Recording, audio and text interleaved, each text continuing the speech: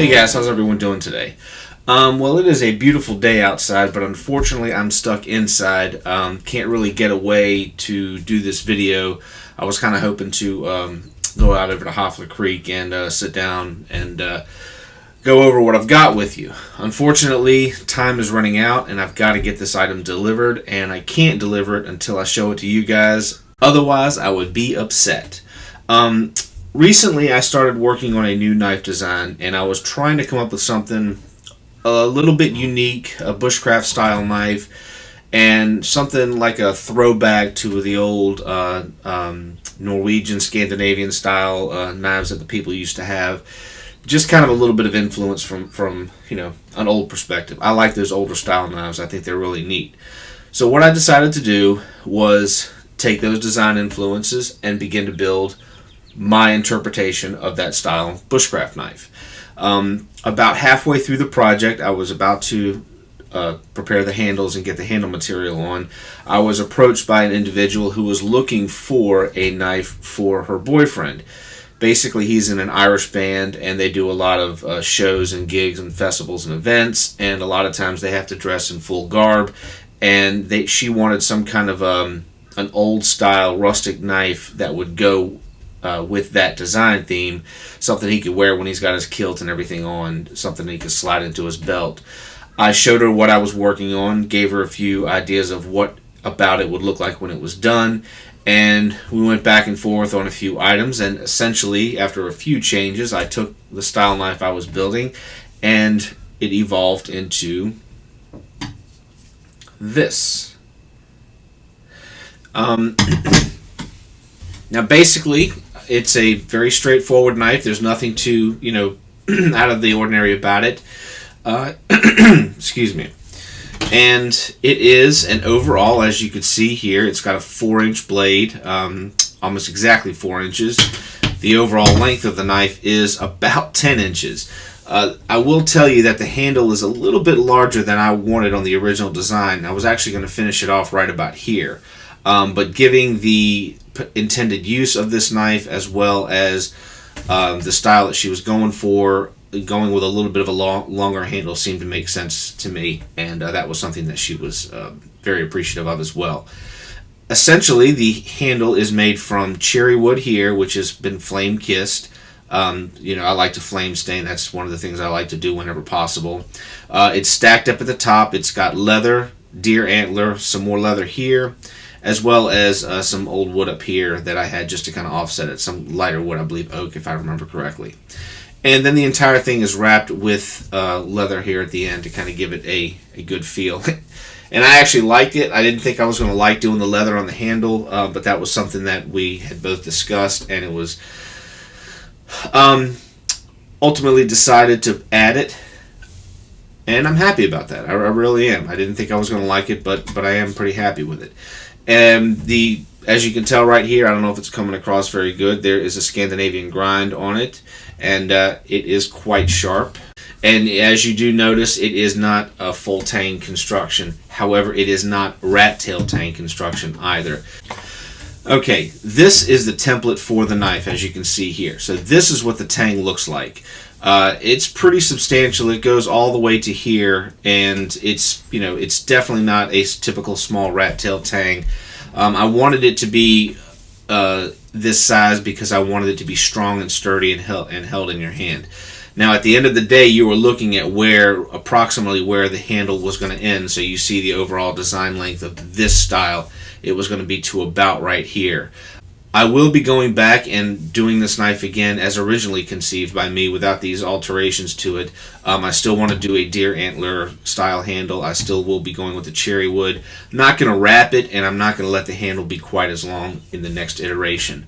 But this is what the client wanted for this one, and I had no problem accommodating. She's been a repeat customer for me, so I had no problem accommodating these few alterations. But anyway, you get an idea how big the tang is. It's definitely something a bit more substantial than your typical rat tail that you've come across. Again, very good knife. It is made of 1084 steel. It's 5/16 inch thick, and very nice weight. It's not too heavy at all, and you know, I've got it just simply treated with some oil and wax around here. This is impregnated with beeswax and carnauba wax that's been melted together, put on here, and then heated into absorb into the leather here. All right, next up we have the sheath. I will tell you that I have not done lacing like this before, and I'm really happy with the way it turned out. Went back and forth, and ultimately the client opted to keep the tassels here at the end just for decoration. She liked the way that look was. I did some tooling on here, which I don't know if you could see that or not. I have never done tooling before. I've done minor stuff, you know, lines, but never anything with this kind of intricate detail. It came out pretty good. It's definitely rustic. It's definitely my first attempt, so you know, she was still happy with it. She liked it very much as it is, so I offered to scrap this and start over, but she really wanted to go with it. She enjoyed the rustic aesthetics that it gave it. I found some old a rune chart online where it converted alphabets to runes, and I used those runes as initials for the individual whose knife this will be. It's dark brown. Not sure if that's coming across very well over here, but it's definitely dyed dark brown. I left the lacing original. The entire thing has been treated a few different times, you know, with a leather conditioner as well as a little bit of wax heated into the sheath. It is a friction fit when you put the two together in here. That's it, folded up, slides into your belt as is. There is no pocket loop, and that's part of the design. They wanted it to be able to slide into the belt, into the boot, whatever, what have you, and then pull it out really quick and set it down so he can get on and play. He didn't want it, I guess, strapped to him permanently throughout the events. Friction fit, very good. It's not going anywhere. I'm happy with the way this knife sheath came out. I really like this, and again, you know,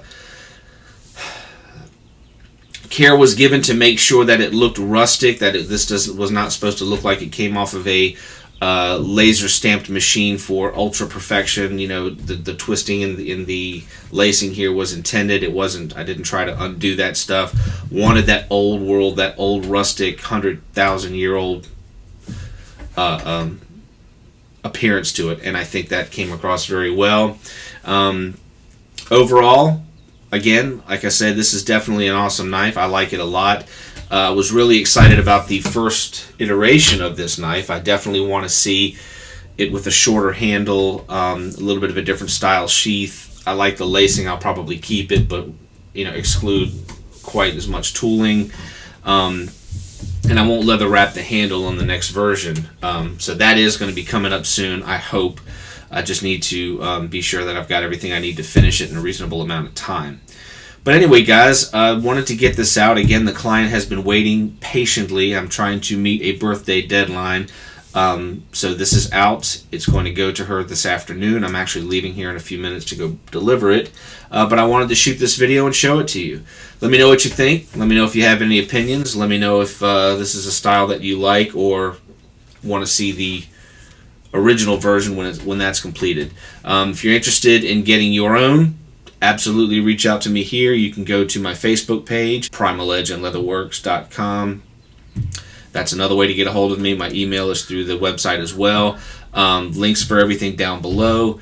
And let me know what you think. Comments are always welcome. If you liked the video, give me a thumbs up. If you didn't like it, I've got your reply in the last video. No, I'm just kidding. If you like the video, give me a thumbs up. If you don't, thumbs down and tell me why. Hope you guys have a great day, and don't forget to like and subscribe. I'll see you in the woods. Even the crowd that says the tree in your spine. Up of the clouds, the sun will take you